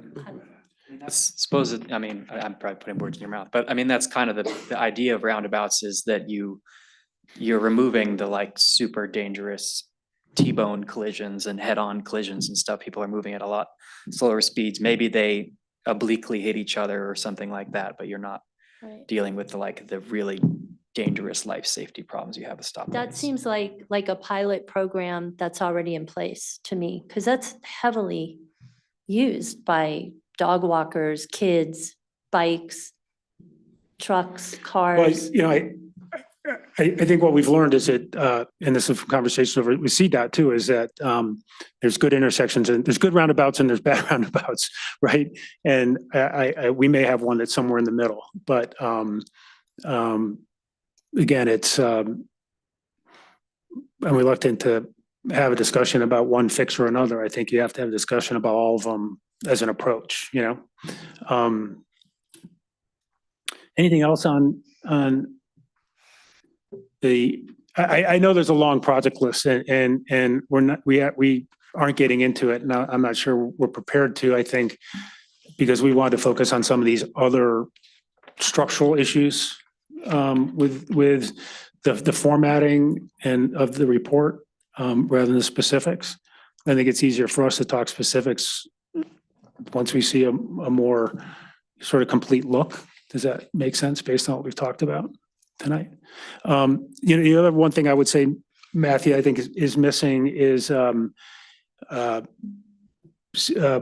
this all fits in with, you know, disability issues, you know, the people in wheelchairs or physical disabilities and how does that work? I mean, I think we learned a lot from the work done on 133 when Age Friendly brought in you know, people to discuss that. But I think we really should be hitting that head on with this report too, in terms of, yeah, please, Chris. Sorry to jump in again. Yeah, no, go ahead. But I think this ties in very well to what Alex is talking about and you were talking about and you were talking about of like, I think fleshing out the list a little bit more so that you have the kind of like an ADA badge or whatever. And those, I think it's easier maybe to go to the specific project and tie a project back to the goals rather than try to do the goals and come up with projects based on the goal. And I think that sort of maybe helps from a granting standpoint as well. We can say, hey, this has the safe routes to school badge. It has the cost effectiveness badge. It's got the whatever those different goals we may have. It's easier to connect the actions to that, and it sets the stage that it's something that's important. So I just think maybe having, you know, giving this thing a little bit more space in terms of the project matrix or whatever, or the spreadsheet, so that there's a little bit more room there for, you know, we got the project, we have the type, maybe there's some, and then we have this description thing, we have a cost estimate, but maybe we also, like, I don't know, I made a spreadsheet here, I put a partner, you know, who are the partner agencies that we're gonna have to be involved, and then maybe there's a section that's like goals accomplished or something. Yeah, well, yeah, and I think that would be good on the list, but I think I kind of envision other tables, you know, for the, you know, the batches you called it, you know, the accessibility issue batch, the for the school, saying they can then tie into that list, but, you know, there should be separate categories that draw your focus and attention to this is something that's important to the town, right? You know, sort of like, this is what's important. This is why we're doing this list, right? Not, this is the list. And then the other way, you know, it's kind of feels upside down to me.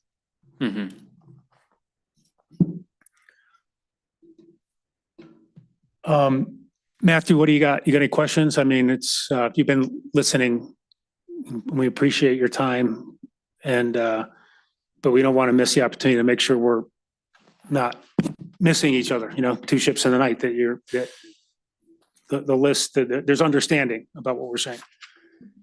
Yeah, I think this has all been good. I think maybe it would be good to circle back to Rick's comment earlier about what is this plan versus what is another plan, next steps, I think.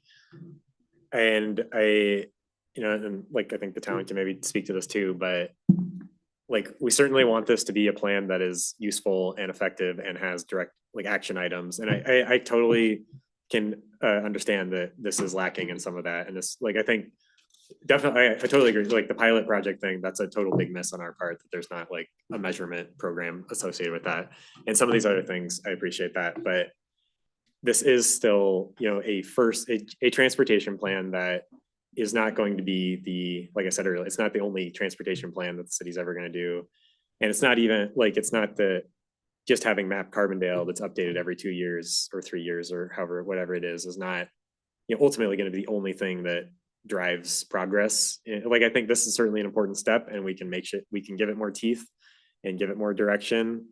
But some of the things back to like, and I'm not saying that any of the things I'm about to list are not things that we can better incorporate into this plan, but like safe routes to school, there is a safe routes to school plan that probably should be updated because it's quite old.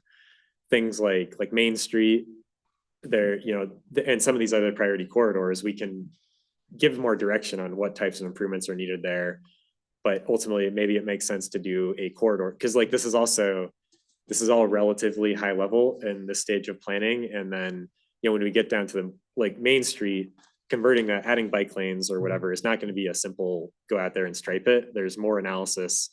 A lot of things, and certainly anything related to code or anything like that, this plan is not ultimately going to change the code. It's not going to lead to engineering plans. So like for specific corridors, we can provide guidance on what types of improvements we think are appropriate.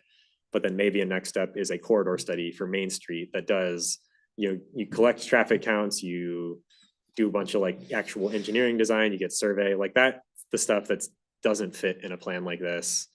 And things about, you know, like new development, we can provide guidance as to what to consider. But like, as if there is a big new development that happens in the future, it's kind of on the town and you all to work with that developer to make sure they understand what your priorities are. And that there are things that we've included in here about, and like kind of the thing with Durango about, that was a little bit of it, but you know, there are towns that have traffic standard, you know, development standards that say, you know, if your project is going to impact a lot of it's based on traffic. If you're going to add 5,000 trips a day to the street, you have to widen it. You know, a lot of towns have shifted that to be more, so like on the development side, you can strengthen your development standards to require developers to build bike lanes on any street they impact or things like that. So I think this is ultimately not going to have everything that we perhaps want it to have, because it is at the end of the day a transportation plan that is a guiding, I think you said that this is a guide for the city, for the town in moving forward, that should have teeth and will have teeth. But there are perhaps some of these elements that are better served as this is kind of starting the consideration of some of these things, and it's another plan, it's another analysis, it's another community-wide, you know, commission hearing or something that it actually implements some of these things. So I'm not trying to like kind of shy away from acting on the things you all talked about tonight, but there are things that just aren't going to be in this transportation plan because they aren't in transportation plans. Hey, you know, Matt, and this reminds me of the question that, just in response to that, reminds me of the question Kevin asked about safe routes to schools and how deep does your work go? And I never envisioned this as you're going to tell us, change your development codes this 5 ways, right? I think it's appropriate though for your plan to guide us at, hey, a lot of towns have worked on their development codes and maybe it's something you ought to think about. Or, you know, you have a development site north of downtown, which is going to get developed. Maybe you should think about these things because that's in your future, right? So not telling us what to do, but telling us maybe some structural things about, hey, you ought to be thinking about this, and these are some ways you can think about it. Does that make sense? Yeah, that would, I mean, what you just said was really helpful. And I would, to pick up on what Matt just said, could you give us a sort of guidance on what the things we need to look out for so that we specifically in this room know what needs to happen, and this just doesn't drop off the radar and we've wasted a year with you, you know what I mean? So what do we need to do? How do we keep track? How do we keep an eye on this? What do we need to make sure happens to follow up? If you could give us guidance on that in writing, that would be awesome. In the absence of a transportation department for the town. No, how do, I'm curious about how do other towns of comparable size accomplish big changes like we're talking about making in a reasonable period of time, or is a 20-year period considered a reasonable period of time? I mean, it seems like this is going to take us 20 years doing it by ourselves, winging it. Yeah, I mean, I think it ultimately comes down to town priority, like a 20-year time frame is pretty typical for a kind of long range right? transportation plan. And I think, a lot of times, like how, when, a plan will come up with a list of projects like this, and if you don't have a transportation department, it's either Public Works or the planning department or a mix between the two of them. And, like a lot of these smaller scale projects, it's just kind of like elected official discussions about priorities. If we have, if our Public Works capital budget annual is, I don't know, $10 million, it's like the Public Works team has their wish list. So it's like honestly a lot of wish lists, and then it's a lot of priority. So that's where plans like this, having priority helps, is kind of like, we know we need to pave this street, but we also want to build this roundabout. Our plan says the roundabout comes first, is kind of, so it's a lot of that. And then, grant, like having, like the grant pursuits are an important part of bringing this along. So like, I don't think you're at a disadvantage by not having a transportation department. I think like in a town like Carbondale, there are certainly other important pieces of public works that are necessary to a functional town, but like this is a big piece of it. So I think having this plan, when it's finalized, having a big list of projects is going to help Kevin and Jared and others like have conversations with elected officials about, in 2027 or whatever it is, like these are our projects we'd like to get. We know that there's this sewer project that needs to happen. So yeah, it's ultimately just kind of limited money. How do we prioritize how we spend it? Yeah, well, that puts it in perspective for me. I mean, my feeling has been everybody, I mean, from the 133 study, and a lot of this, we want to see things done right now, but it's not going to happen right now. Yeah, that's the Okay, that unfortunate puts it part in- of planning is all that right, that it's puts a it in long perspective. process. Yeah. But to kind of, if I can. Please, yeah. To kind of tag on to what Chris said earlier, I do think that we are at or very nearly approaching a size where a grant writer would be hugely beneficial in the near future. That's we have small departments, and if you take time out of those to spend writing grants, Other you're things doing aren't a getting done. balance thing, and Yeah. quite honestly, someone like me isn't that good at it. Yeah. Come on, you're not giving yourself. No, No, I'm dead serious. No, it's a very specific thing. I understand. The, this is, I think, very often we have these general discussions, we quickly get down into the weeds on specific tasks and things we should or might or could. And, I think in a large part, I look at the map as a way to help us categorize and push those conversations forward. And, so when I talk about more breadth in the report, more sort of targeted strategies, that's kind of what I'm talking about. I'm not talking about solutions necessarily, I'm talking about categories that we focus on that we can start to solve problems as a group. Can I ask a bit of a structural question real quick about, I know we talked, sorry, I'm forgetting my numbers already.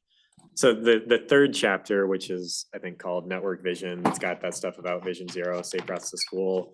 Kind of as we were developing the plan, the intent of that chapter was not necessarily to be a recommendations chapter, but more like set the stage for why, like some of the things that were considerations in developing the recommendations. So like safe routes to school was thought about, and Vision Zero, that's stuff. So that, and certainly some of the direct actions resulting from those are not in here, and we can include those, but structurally, like, so the intent was not that for that chapter to be pretty high level and just kind of philosophical isn't quite the right word, but more general like considerations, and then we have that project list and then the implementation chapter that's got the more like strategy-based things. Is that confusing to you? Would it be better if like anything related to Safe Routes to School or Vision Zero was all in the same place, and that that network vision chapter is not a vision chapter, it's one of the recommendations chapters essentially. It's kind of like, is the how we've organized this confusing, and does it make it harder to connect the dots? I mean, for me, that's kind of what I was looking for, was, okay, like, we talk about this idea of this network vision, here's kind of some core pillars for it, and then here's the toolbox, but then I don't ever see it come back around to it. Okay. So for me, that would be helpful. Yeah, okay. In kind of like, I kind of try to map out everything. Okay, here's the multimodal corridor, here's all the projects, but to that point, that was kind of one of those last pieces to close the loop on that. Yeah, okay, that helps. I think that we can structure it better so it's more clear how things flow. Great. Alex touched on something right there, talking about mapping it out. And that's sort of what I feel like that section could benefit from, and maybe a lot of this plan in terms of the making the connection between these big vision stuff and down to specific things is actually literally mapping things. And I've sort of been tossing around this idea in my head a little bit about how we want to talk about multimodal corridors, but I think we want to actually sort of think about each mode a little bit more specifically. So what is the street network? Let's map the street network and that's pretty easy. We got it already on Google Maps or whatever. That's pretty obvious. Then we have the ADA walking network, and that's basically the sidewalk survey. And maybe we can adapt that data into its own map. And then there's a biking mode, basically. And that's the mode I feel like has been missed a lot, is the biking always falls in between. And especially when we talk about multimodal corridors, we sort of get stuck on these streets that we're doing treatments to, but the biking element of it doesn't necessarily tie into a network or a route that is, because there's a lot of routes around town that are a mixture of the Rio Grande Trail onto a street, onto a large sidewalk on a side of another street, and people are piecing these things together and building routes out of them, but we haven't actually necessarily identified what that grid might be exactly if you're on a bicycle. And then I think also in the context of mapping, you could, as simple as just put a radii around all the schools and say these are kind of the school zones where you want to put that in your head of like Safe Routes to School might be things that you want to think about in this zone. So then you have sort of a graphical way of getting from the ideas down to the specific projects in a little bit more intuitive way for people, because it's easy for your eyes to glaze over if you're sort of looking at a list of things and trying to remember all these different Hendrick how all these different intersections of Hendrick or whatever. But I think a couple of pretty simple maps just trying to do that for the three different modes a little bit, and three main modes, that we're kind of focused on, could be a useful thing in that context, to get us sort of more visually spinning on that. That would be and I'll give you this thing. I did a little exercise in my own head of trying to riding around town and thinking about like, what are the routes that I use and what might be the ones we want to sort of identify, that then those multimodal corridors in a lot of cases become a part of that route, but they're not necessarily the entirety of that route. There's some places on the either end potentially where it becomes a bike path or something like that. But that bike mode for me is something that we've been missing in this report quite a bit, is because we want to think multimodally, but you kind of have to do that. You kind of have to think from each perspective specifically and how they are going to move through the landscape and be comfortable in it. And then see how they fit together and where they conflict. And that's kind of a visual that ties to a goal, which ties to a guiding principle. Yeah. Right. And I think ultimately something like that could be beneficial, probably not through the map project itself, but if we decided to start a wayfinding program, that'd be a great place to start with. Okay, here's the wayfinding for bicycles. Here's the wayfinding for pedestrians. Right. And again, like a lot of these things, maybe that's having FHU map out the whole town 5 different ways is out of the scope of that work, maybe, but if there's some way to present it in the report so we can pick it up, like a lot of these things, right? And I will part by just saying, I do think we need to sort of try to get, and maybe it fits into that, traffic calming town-wide is sort of a strategic goal, because I hear constantly from many different people that, it's a problem everywhere. And it feels like kind of a way to anchor everything. So I'll just put that in there. Okay. Thanks, Chris. That articulated my thoughts too, and just kind of going back to the network vision and the example of the safe routes to schools. I think that was really helpful how you put it. And then like also you mentioned, how Alex mentioned, we're trying to connect the gap of like going from there to completing the vision. And you even mentioned something like, oh, the safe routes to school study is old. You should probably update that.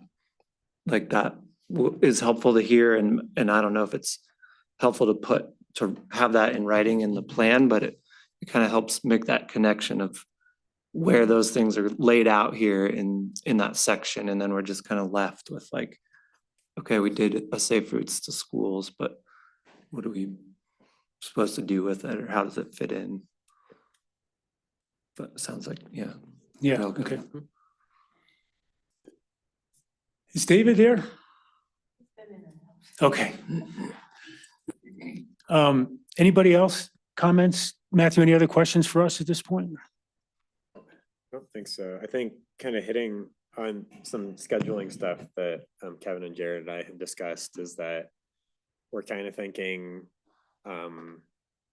October is probably a time frame for us to have, take all of this into account. And it might make sense to, be in touch between now and then to kind of like make sure we're doing the right thing. But that's kind of right now our target for kind of like a next final draft, et cetera, plan is, so that a long way of saying October, look for something new. Okay. It just occurs to me, question, based on your experience, are we missing anything? I mean, I think about, I had this idea that we want to be bold and do something audacious that kind of change the paradigm and be, solve this car-centric problem that the whole world has, or at least the United States has. I mean, are we missing anything? Should we be doing anything in your experience? Any thoughts about what else we could do? What worked elsewhere? Yeah, I mean, I think there's a lot of stuff in here that I don't know many other communities that would be comfortable having like in their transportation plan, traffic calm the entire city. Like I can't think of another town I've worked with that would ever be open to that. So I think this is in many ways bolder than a lot of other, because the distinction, like a lot of cities will have a bicycle pedestrian plan, but they also have a citywide transportation plan that is more inclusive and not so focused on multimodal. This is, for better or worse, a transportation plan, but there's essentially nothing in here that has anything to do with car traffic. So I think this is a more progressive, bold transportation plan than you would typically see in a small town or a larger town. So I think there's a lot of good stuff. I think it's up to you all, or thanks to you all for having all these ideas, and kind of I think, if we hadn't had this commission, kind of driving all these priorities, this probably would not be as bold as it is. And I think from what we talked about tonight, we can make it bolder, but I can't think of anything in particular that is not, I would say the boldest thing that I've seen a community do recently, which we have in here already, is that code thing about, especially in a growing community. So Santa Fe, New Mexico, recently, FHU did it. They have, like I was saying, their development traffic standards that almost every city is very focused on traffic volumes and required investment if you're going to impact the traffic network. Santa Fe, New Mexico rewrote their entire standards to not forget about traffic impacts, but have a whole bicycle pedestrian element. So I think this sets you up well for a lot of bolder things you could do to make this even more of a, I don't want to say anti-car city, but like a non-car Sure. centric Not city. car centric, yeah. Right. Well, and I just to reiterate, I mean, if you could help us sort of guide us how we make sure that we don't let this fall off the radar and we stay on this and we know what to do next and we stick with the plan when you're no longer involved, that would be really helpful. So thanks, yeah. I had one more question that I don't know Wait, if, it's not gonna be about no, transportation. no, one more question that has come up in some of my small circles that I don't know if any other towns have ever done anything in consideration.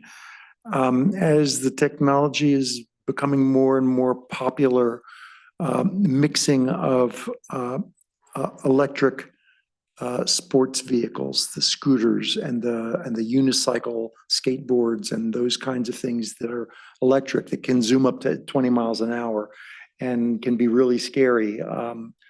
If there's any special considerations that maybe need to be built into this plan just to give them special consideration for them mixing with pedestrians or mixing with bicycles. Yeah, I mean, a lot of communities have, so e-bikes specifically, I think a similar methodology applies to e-scooters, but there's kind of like a 3-class system for a class 1 e-bike versus a class 3 e-bike is essentially a motorcycle. Yeah. And they have, so a lot of communities I know have explicitly like banned various classes of e-bikes on trails or sidewalks, or so that's kind of more of like a policy level thing of, you know, so cities have banned Other things other than just bicycles. Yes, yeah. So there are, you know, some cities like this is more easier to do if you have like a shared, like if Carbondale were ever add scooters to the bike share program, you know, some cities have, like in downtown Denver, the e-scooters shut off, like you can't ride them in downtown. So you could do that on Main Street. You could essentially make a e-scooter dysfunctional in a certain neighborhood, and that is something a lot of communities have done. So there's a lot of things communities are doing to negate the negative impact that e-scooters have had in some places. It's another category. Yeah. Transportation technology. Thank you, Matthew, for coming up and spending 2 hours with us. And certainly if there's any guidance we can offer between now and October, Kevin, I know it's difficult for Matthew to communicate with the whole commission. So I'll follow your guidance on that. We'd like to, you know, keep a dialogue open so that, you know, we're not testing drafts at the next meeting. I think it would be really nice if we could, if there's any questions or guidance needed. I think we can figure out a way to take a stab, particularly kind of the rearranging. And before we go through the whole document, just go, hey, this is what we're thinking. Yeah, and even do it in stages, because I think we all formulated some pretty strong kind of visuals about what we think it's gonna be. Okay, great. Thank you, everybody. Oh, yes. Oh, the September meeting. You know what? Yeah, September meeting falls on a holiday. Why don't I solve that outside of this meeting? Because I just want to see with you if there's anything, is there anything we need to do from your perspective in September? I know we're kind of coming up on budget season, or we talk, and yeah, I can check with Alex and the other commission members about whether or not we need to have a meeting in September if relative either to progress on the plan or something else. Let's talk, and then we'll decide what we can do about the date. Regardless, it won't be on the first Monday. It will not be on the first Monday. I guess, and I just like the commission's blessing to, you know, we got a report from the age-friendly community and they pushed us pretty hard on the Neeslandic crossing. And there's, seems like some momentum to try to put that in the budget next year. So I just want to make sure the commission has, like, endorses the idea of us doing that. The what crossing? The Neeslandic, between Neeslandic and Industry, doing a crossing there. Is that At the first bank, basically. where the roundabout is planned to go? It would be That's an closer to Neeslandic than the roundabout, so it wouldn't It may get duplicated in the future to some degree at the roundabout, but the idea was to try to solve that problem as quickly as possible, basically. Just So, because we have like like a high blinking volume. crossing, like what? Yeah, they're basically one that would be very similar to what Cowan will look like when we're done with it this year. With a refuge island in the middle and two, at 4 lights, a little bit different configuration potentially. And just for folks who may or may not be familiar with the road names, so the pedestrian crossing with the flashing lights and the buttons would be like at the main city market entrance near First Bank. Mhm. The roundabout is down by the co-op. Right. My only comment to that, Chris, and I guess is the trustees are pushing this forward. We talk about looking at 133 as kind of a whole from the highway through whatever. It'd be nice to know we're not doing something now that will preclude us from doing something later. Does that make sense? Like if, another crossing, if it's safe and it's in Icelandic and it, is a place where people want to cross, I'm generally in favor of that. But, is at some point we want to crosswalk somewhere else and see that's going to go, no, you already have too many or so, it's hard to take each fix by itself when you're dealing with a 3-mile stretch of road. That's my only warning, I guess. Well, that's why I bring it up, is I don't want to assume that you guys approve of this idea. The trustees the age-friendly was pretty adamant about it, and the trustees were very receptive to the idea. So I think it's gonna get in the budget unless you guys want to It's push still back on it gotta, hard. I mean, you gotta go to CDOT and everything else, right? CDOT's pretty much given their blessing on the location and the potential design aspects of it. So, okay. anyway, I'm not trying to sell it, but when you're talking about looking at an entire corridor,